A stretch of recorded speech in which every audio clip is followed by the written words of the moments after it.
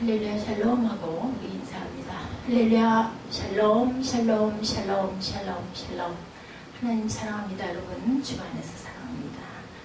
오늘 4편이죠. 10편 1절에서 5절. 복을 받고 의를 얻는 사람이 어떤 사람인가 우리 함께 보도록 합니다. 땅곡이 충만한 것과 세계와 그 중에 거하는 자가 다 야훼의 것이로다. 이렇게 말씀이 시작이 됩니다. 오늘 시편 25편은 22절까지 있는데 5절까지 내용을 가지고 은혜를 나누도록 하죠. 예, 저는 야훼에게 복을 받고 구원의 하나님께 의를 얻으리니 이는 야훼를 찾는 족속이요 야곱의 하나님의 얼굴을 구하는 자로다. 6절에 이렇게 말씀하고 있습니다. 예, 6절까지 내용을 보도록 하죠. 예, 우리 사회 요즘에 사면초가라는 말을 그대로 실감할 만큼 나라와 민족, 정치, 경제, 사회, 종교 어느 부분을 막론하고 위기에 처해 있음을 우리가 느낍니다. 참으로 걱정스러운 것은 오늘이 아니라 미래가 오늘보다 더 못할 것 같다. 이 혼란의 세대에 우리가 살고 있습니다. 요즘 시중에 신명한국이라는 책이 많은 사람의 주목을 끌고 있는데 오늘 한국의 위기 어디서부터 잘못됐고 또한 추락의 6가지 원인을 우리가 지적하고 있는데 매우 공감하는 말들이 많이 있습니다. 그 가운데 하나가 정치가는 우리 국민들이 자기 철학이 부재한 반면 이미 세계 역사의 실험장에서 실패한 사회주의와 마르크스주의가 부활하고 있다는 것입니다. 그렇다면 그것을 극복할 수 있는 가장 강력한 힘, 또 다른 이데올로기를 만들어내는 것이 아니고 역사의 주권자이신 야훼 하나님께로 돌아가 올바르게 삶으로 민족과 개인이 하나님의 축복을 받아야 하는 것이다. 역사의 주권자이신 여호와 하나님께서 돌아가 올바르게 삶으로 민족과 개인이 하나님의 축복을 받아야만 한다. 우리 민족과 교회는 결코 이대로 주저앉아서는 안 되겠죠. 또한 무너져 내려서도 안 될 겁니다. 왜냐하면 하나님이 우리 민족과 교회를 통해서 세계 속에서 해야 할 사명을 우리에게 주셨기 때문입니다. 빈손으로 세상에 태어난 인간이 세상에서 행복한 삶을 살려면 몇 가지 조건이 충족되어져야 하는데 첫째, 좋은 부모에게서 태어나야 하고 좋은 배우자를 만나야 하고 좋은 친구를 또한 사귀어야 되고 좋은 믿음을 가져야 하고 최선의 노력을 해야 합니다. 예, 선박자 축복이 아니라 오박자 축복이네요. 그 가운데 행복한 삶을 살기 위한 가장 중요한 요소는 무엇보다도 가장 좋은 믿음을 가져야 되는 일이겠죠. 다른 조건들은 서로가 차이가 없고 언제든지 달라질 수 있는 변수가 있지만 좋은 믿음은 다른 조건이 좀 불리할지라도 그 모든 것들을 이미 극복할 수 있게 하는 행복의 절대적인 요소다. 저는 그렇게 생각합니다. 성경에 나오는 수많은 사람들과 지나간 역사 속에서 신실한 믿음의 사람들의 이력을 살펴보면 그와 같은 원리가 적중했음을 우리가 발견하게 됩니다. 오늘 성경 말씀은 가보는 역사 속에 누구보다도 하나님을 잘 믿고 누구보다도 하나님의 축복을 많이 받은 다윗이 우리가 어떻게 해야 하나님의 축복을 받고 의를 얻을 수 있는가를 가르치는 말씀으로 어려운 현실을 살아가는 모든 이들이 주목해야 할 말씀인데 첫째, 다 야훼 것 하나님의 주재권에 대해서 말씀하고 있습니다. 사람의 손으로 만든 우상이나 아니면 추상적이고 관념적인 신을 믿는 사람이 아니라 천지와 만물을 만드시고 살아계셔서 인류의 역사와 민족의 흥망성쇠와 개개인의 생사화복을 주관하시는 하나님을 우리가 믿고 있습니다.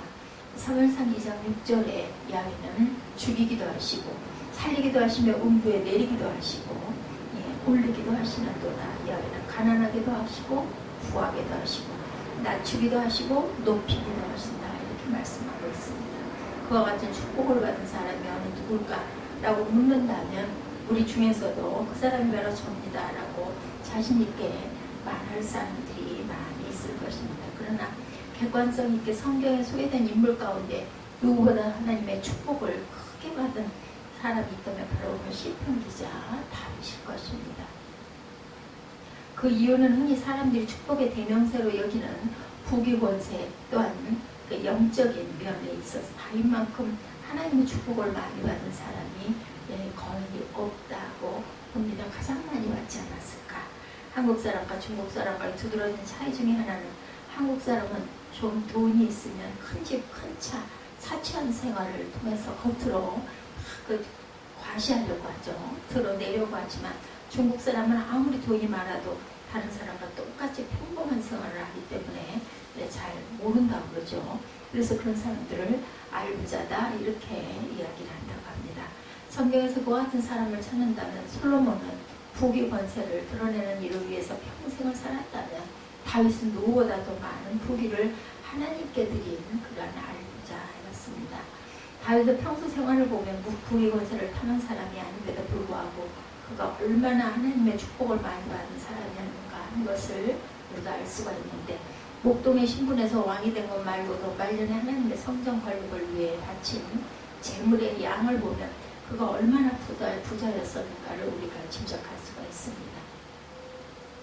역대상 29편 3절부터 5절까지 보면 성전을 위해서 예배한 이 모든 것 외에 내 마음에 내 하나님의 산을 사모함으로 내 하나님의 전을 사모함으로 나의 사유의 의미로 내 하나님의 전을 위하여 드렸다라고 증거되고, 곧 오빌의 금 3,000달란트와 천은 7,000달란트와 모든 전벽에 입히며 금은 그릇을 만들며 공장에 손으로 하는 모든 일에 쓰게 하였다. 오늘날 누가 즐거이 손에 채워 야훼께 드리겠느냐 이렇게 증거되어 있습니다. 다윗은 하나님께 금만 드린 것이 아니라 은 드린 것이 7,000달란트 24만 2,000부락이라고 나타났습니다. 그 값은 대단하겠죠. 다윗의 행동에 감동을 받은 이스라엘 백성들이 앞다퉈 드린 금이 5,000달란트라면 다윗이 드린 금은 온 국민이 드린 금의 5분의 3이 됩니다. 그 모든 것이 하나님이 주신 것이라면 그가 얼마나 많은 하나님의 축복을 받은 사람인지 우리가 짐작할 수가 있겠죠. 그렇다면 다윗이 어떻게 그렇게 많은 재물을 인색한 마음이 없이 하나님께 기꺼이 드릴 수가 있었을까? 다른 것은 몰라도 하나님께 드리는 헌금은 재산의 액수와 상관없이 믿음과 비례하는 것이라면 오늘 성경의 시편 기자가 어떤 믿음을 가지고 그렇게 할 수 있었는지 그 배경을 우리가 알 수가 있죠. 오늘 24편 1절에 보면 땅과 거기 충만한 것과 세계와 그 중에 거하는 자가 다 야훼의 것이로다. 그것은 자신이 이스라엘 나라의 왕이면서도 자기가 최고고 주인이 아니라 천지와 만물을 만드시고 그 중에 거하시는 창조주 하나님의 주인이라는 것을, 하나님의 주재권을 믿고 있습니다. 역대상 29장 12절에 부와 귀가 주께로 말미암고 또 주는 만유의 주자가 되사 손에 권세와 능력이 있사오니 모든 자를 크게 하심과 강하게 하심이 주의 손에 있나이다 이렇게 증거합니다. 그러므로 다윗은 그 많은 것을 드리고도 교만하거나 아까워하지 않고 겸손한 마음으로 크게 기뻐하고 감사할 수 있었어요. 오늘 우리에게 절실하게 요청되는 믿음이 바로 시편 기자처럼 생사 화복을 주장하는 하나님이 창조주 되심과 모든 것의 주인이 되심을 인정하는 하나님의 주재권의 회복입니다. 우리의 모든 것이 내 것이 아니죠. 다만 내가 주인인 채 하고 살고 있다. 이것을 우리가 절대로 착각해서는 안 되겠다. 문제는 주님의 것으로 주님을 영화롭게 하는 청지의 삶을 사느냐, 아니면 주님의 것을 마치 내 것처럼 생각하고 나만을 위해 횡령죄를 범하며 사느냐, 이 차이에 있습니다. 역대상 29장 14절에 나와 나의 백성이 무엇이 반대 이처럼 즐거운 마음으로 드릴 힘이 있었나이까? 모든 것이 주께로 말미암아 싸우니 우리가 주의 손에서 받은 것으로 주께 드렸을 뿐이다 이렇게 말씀합니다. 오늘 시편 24편 말씀 우리 함께 나누고 있습니다. 성산에 오를 자는 하나님을 예배하는 자죠. 성산에 오를 자 누구냐 하는 것은 하나님을 예배하는 자가 누구냐, 이렇게 요즘으로 말하면 이렇게 해석이 됩니다. 하나님이 만물을 지으신 창조주시며 그것을 다스리는 대주제가 되심을 믿는 사람의 한 가지 특징은 진실한 마음으로 하나님을 예배하는 사람이라는 것입니다. 하나님이 계시는 하늘나라와 인간들이 살고 있는 죄악된 세상과 비교한다면 하나님은 당연히 영광스러운 하늘나라에 계셔야만 하죠. 그럼에도 불구하고 하나님은 하늘에만 계시기 원치 아니하시고 땅 위에서 죄로 인해 고통당하는 인류를 구원하시기 위해서 친히 지상에 임하십니다. 그것이 바로 신의 산입니다. 출애굽기 19장 20절에 보면 야훼께서 신의 산 곧 그 산꼭대기에 강림하시고 그리고 모세를 부르시니 모세가 올라가매 그때 하나님은 제사장을 몸을 정결케 하고 신의 산 사면을 거룩하게 하여서 백성이 산에 오르지 못하게 하라고 말씀하셨습니다. 그러나 그 하나님은 신의 산에만 계신 게 아니라 이스라엘 회중 가운데 임재하셔서 그 백성들과 함께 하시기 위해 성막을 세우게 하시죠. 그 성막의 중심이 되는 것이 법궤고 그 안에 십계명 돌비를 담고 그 법궤를 덮는 뚜껑인 속죄소를 만들게 하시고 하나님이 그 위에 친히 임재하실 것을 약속하셨습니다. 그 약속대로 모세는 거기서 말씀하시는 하나님의 소리를 들었어요. 출애굽기 30장 6절에 보면 그 단을 증거궤 위 속죄소 맞은편 곧 증거궤 앞에 있는 창밖에 두라. 그 속죄소는 내가 너와 만날 것이며 모세가 회막에 들어가서 야훼께 말씀하려 할 때 증거궤 위 속죄소 위에 두 그룹 사이에서 자기에게 말씀하시는 목소리를 들었으니 야훼께서 그에게 말씀하시니라 이렇게 말씀합니다. 민수기 7장 89절에도 증거가 있죠. 이제 이스라엘 백성들은 야훼 하나님을 뵙기 위해 하늘나라나 신의 산에 올라갈 필요가 없게 됐어요. 야훼 하나님은 항상 성막에 임재하셔서 이스라엘 백성들을 떠나지 않으시고 밤낮을 함께 하십니다. 그 증거가 바로 낮에는 구름기둥, 밤에는 불기둥으로 함께 하신 것이죠. 이스라엘 백성들은 자신의 죄를 속죄하는 제물을 가지고 성막에 나아가 제사를 드리기만 하면 언제든지 하나님의 임재를 체험할 수 있는 축복을 누리게 하셨습니다. 그러므로 이스라엘 백성들에게 성막과 제사는 중심이었죠. 삶의 중심. 그리고 필수적인 것이고 오늘 시편 기자가 바로 그러한 정서 속에서 하나님을 믿고 있었다고 우리가 그렇게 바라보면 됩니다. 당시 사람들은 하나님께서 기뻐하시는 예배는 좀 더 많은 제물을 드리는 것이라고 이렇게 생각을 했었어요. 그 결과 이스라엘 백성들의 제사는 형식화되기 시작했고 하나님은 그러한 제사를 기뻐하지 않으십니다. 우리가 누구에게 뭘 줄 때는 형식적으로 아유 때 됐으니까 할 수 없으니까 이거 하나 줘야지 하고 주면 상대방이 그거 모르던가요? 알죠. 정성껏 뭔가를 챙겨서 뭐 값이 중요한 게 아니라 드리는 것과 그냥 아유 때가 됐으니까 할 수 없지 하고 그냥 대충 이렇게 주는 거는 다르죠. 하나님 말 마음도 당연히 사람의 마음보다도 더 하시겠죠. 하나님의 원하시는 것은 재물이 아니라 하나님을 사랑하는 마음으로 순종하는 삶이었습니다. 사울왕은 이 점을 간과한 채 형식적인 제사를 드리다가 하나님을 노엽게 하고 드디어 버림을 받는 왕이 되죠.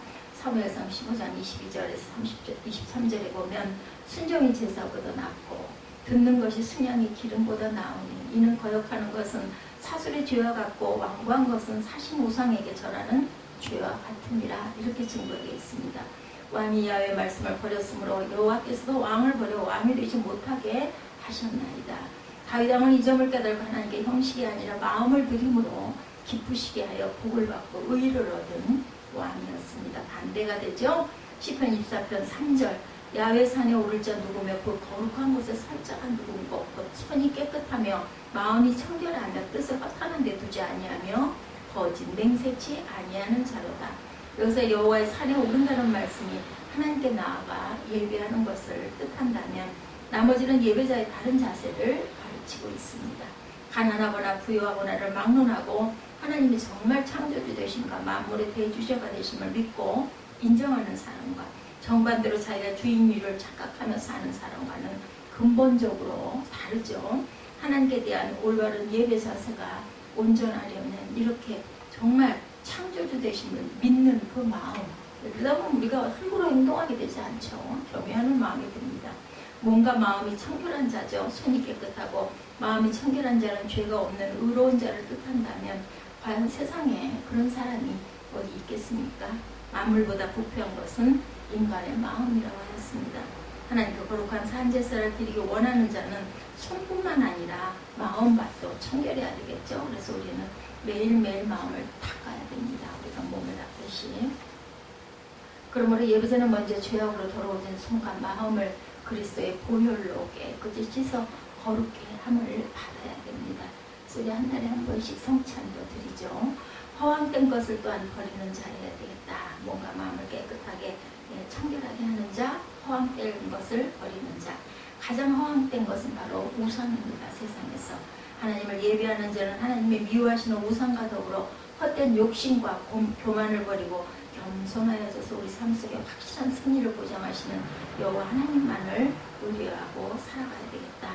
세 번째로 약속에 신실한 자죠. 허황된 것을 버리고, 그리고 청결한 자, 그리고 약속에 신실한 자. 민수기 30장 20절에 사람이 야훼께 서운하였거나 마음을 제어하기로 서약하거든 하약하지 말고 그 입에서 나온 대로 다 행할 것이니라. 이렇게 생각합니다. 마음의 자세, 이 같은 마음의 자세, 약속한 것은 꼭 지키는 마음의 자세. 하나님을 예배하는 시편 기자에게서 우리는 예배자에게 있어서 재물보다 올바른 마음 자세가 더 우선되어야 함을 본받아야 합니다. 그 같은 자세로 예배에 참여하는 자가 바로 창조주 하나님의 살아계신가 대주제가 되심을 믿고 사랑하는 사람이다. 만일 하나님의 주제권을 인정하는 사람은 다윗처럼 하나님께 많은 것을 헌금하는 사람이라고만 규정한다면 기독교는 부자들만 예수를 믿을 수가 있겠죠. 시편 기자가 하나님은 만물의 대주제 되심을 믿었을 때 그는 눈에 보이고 손에 잡히는 물질을 많이 드리는 것으로 만족하지 않고 자신의 전 인격을 신령과 진정의 예배로 하나님께 드리고 그러한 기뻐하는 삶을, 그러함으로 또한 기뻐하는 삶을 살았다. 하나님은 그러한 마음의 자세를 가지고 하나님을 예배한 자를 모른 채 하시는 분이 아니시죠. 그에게 복을 주셨음에도 불구하고 그 복이 지속되게 하시고 그 복보다 더 좋은 하나님의 의를 더해 주시는 하나님이시다. 시편 오늘 5절에 저는 야훼에게 복을 받고 구원 하나님께 의를 얻었으니 이는 야훼를 찾는 족속이요 야곱의 하나님의 얼굴을 구하는 자로다 말씀합니다. 그리고 큰 세 번째로 지상 최대의 기쁨은 하나님께 영광을 돌립니다. 우리는 오늘 성경에서 곡식이 자라서 결실하는 것처럼 시편 기자의 신앙이 점진적으로 성숙해서 마침내 결실되어져가는 과정을 봅니다. 그가 먼저 모든 것이 다 하나님의 것임을 인정하는 주제권의 회복과 더불어 하나님께 올바른 제사를 드리는 예배의 회복이 따랐다면 그 다음에는 하나님께 영광을 돌리는 거죠. 하나님의 피조물인 인간은 신불신을 막론하고 다 하나님의 은혜로 살아가고 있습니다. 불신자들은 그걸 모르는 것이고 성도들은 그걸 아는 거죠. 창조주 하나님께서 만물을 뜻없이 지으신 것은 하나도 없습니다. 작은 미물도 쓸데가 있어서 지으셨다면 하물며 만물의 영장이고 하나님의 형상을 닮은 나를 창조하신 분명한 창조의 목적이 있으실 것이고 그 하나님께서 나 같은 죄인을 구원하여 주셔서 오늘 이 자리까지 나오게 하신 것은 분명히 뜻이 있습니다. 그 뜻이 무엇인가를 깨닫고 그것을 이루어드리는 삶을 사는 것이 복된 삶이죠. 나에게도 복이고 하나님께는 또한 영광이 됩니다. 우리가 그것을 깨닫게 될 때 평생 좌우로 지우침이 없는 바른 삶을 살게 되는데 그것이 바로 삶의 목표가 되어야 된다. 시편 기자 일관된 목표, 돈 벌고 출세하고 성공하여 부귀권세를 한 손에 움켜쥐고 나보라는 듯이 떵떵거리며 사는 것일까? 그렇다면 목동 다윗이 왕이 되어 나라를 평정하였으니 모든 목표가 다 이루어졌죠. 더 이상 바랄 것이 없습니다.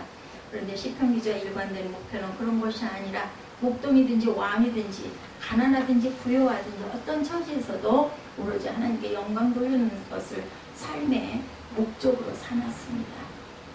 승리하는 삶이라고 생각을 하죠. 성공하는 삶이라고 생각을 합니다. 사무엘하 5장 25절에 이에 다윗이 야훼의 명대로 행하여 블레셋 사람을 쳐서 게바에서 게셀까지 이르니라. 이처럼 다윗이 왕이 되어 나라가 안정된 후 제일 먼저 서둘러 한 일은 일관된 목표는 다윗이 예루살렘의 시온 산성을 정복하여서 다윗성이라 이름하고 도읍을 정한 후 제일 먼저 개혁한 일은 그의 왕궁을 건축하는 일이 아니었고 야훼 하나님의 법궤를 다윗성으로 옮겨 예루살렘이 군사나 경제나 행정이 아니라 신앙의 중심이 되기를 원했습니다.